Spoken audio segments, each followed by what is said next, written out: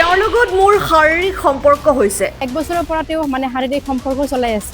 আমাৰ দুটা সন্তান হৈছিল, সেইকেইটাও নষ্ট কৰিলে। দুটা মানে বেবী হৈছিলে, তো সেইবিলাকো নষ্ট কৰিছে। মোক বিয়া কৰাম বুলি ব্লেকমেইল কৰি থাকে। তেওঁ মোক ভিডিঅ'ৰ দ্বাৰাই ফটোৰ দ্বাৰাই মোক ব্লেকমেইল কৰিছে। এইবিলাক ভাইৰেল কৰিম, তো এনেও ভাইৰেল। ইউটিউবাৰ আফ্ৰিদিৰ প্ৰেমত পৰি সৰ্বোচ্চ হেৰুৱাই হাহাকাৰ এগৰাকী যুৱতী।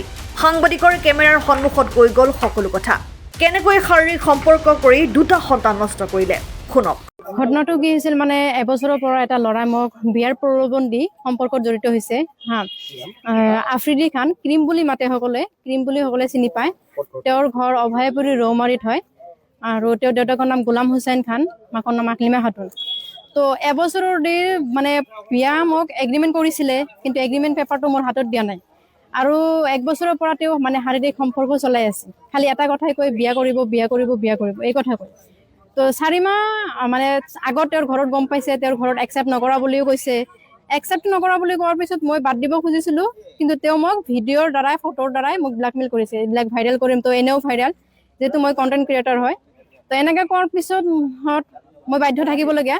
তো থকাৰ পিছতো তেওঁ দুটা মানে বেবী হৈছিলে, তো সেইবিলাকো নষ্ট কৰিছে। সেইবিলাক এভিডেঞ্চ মোৰ লগত আছে, ভিডিঅ' আছে মোৰ লগত। আৰু মই চবখিনি কৰিলে তেওঁ মানে মোৰ বিয়া হোৱা বুলি গম পাই মোৰ লগত সম্পৰ্ক কৰিছে।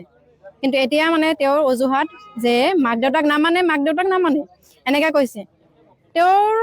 তেওঁ অকল নহয়, তেওঁৰ মাক দেউতাক সকলোৱে মোক মাৰাৰ ভাবুকি দিছিল, যে মোক মাৰি পেলাব হা। তেওঁ ছোৱালীটো যদি নেৰে মোক মাৰি পেলাব। মই ঘৰ ভাড়া থাকিছিলোঁ, তাৰে পৰা মোক বহুত হাৰাশাস্তি কৰি ঘৰ ভাড়াৰ পৰা ওলাবলগীয়া হৈছিলে, ওলাইও দিছিলে মোক। ইহঁতে মানে মাৰাৰ ভাবুকি দিছিল যিহেতু। তো ইমানখিনি হৈ যোৱাৰ পিছত এতিয়ালৈকেও তেওঁৰ মাক দেউতাকে মানে মোক মানসিকভাৱে অত্যাচাৰ কৰিছিলে হা। এতিয়ালৈকে সম্পৰ্ক আছে, কিন্তু আজি যিহেতু মই থানাত এজাহাৰ দিছোঁ, মই তাৰপিছত গৰীয়া মৰীয়াৰ পৰা আৰম্ভ কৰি আমচু যিটো মানে অভয়পুৰী ৰৌমাৰী যি সমাজত আছে, তাতেও মই আবেদন জনাইছোঁ। আবেদন জনাৰ পিছত এতিয়া ইছ্যু ধৰাই আছে যে ইমানখিনি জনালে এতিয়া মই নলওঁ। কিন্তু মই ইহঁতৰ সকলোৰে এজাহাৰ যে দিছোঁ, মই বিয়া হ'বৰ কাৰণে দিছোঁ, আৰু মই বিয়া হ'ম। যদি বিয়া নকৰে, মই ইহঁতৰ ঘৰৰ সন্মুখতে মই আত্মহত্যা কৰিম, কাৰণ মোৰ একোৱে নাই। মোৰ ইজ্জত তেওঁৰ হাতত আছে, আৰু তেওঁৰ ইজ্জতটো এটা ছোৱালীৰ মূল সম্পদ ইজ্জত। তেওঁ মোক বিয়া হোৱা বুলি গম পাৱাৰ পিছত তাৰমানে মোৰ লগত মানে মোক ইউজ কৰিলে। তো ইউজ কৰিলে, কিন্তু মই এতিয়া মই চি এম ছাৰকো মই আবেদন দাখিল কৰিছোঁ। তাৰপিছত স্থানীয় থানা মহিলা অধ্যক্ষ ডাঙৰীয়াকো তেখেতকো দিছোঁ মই।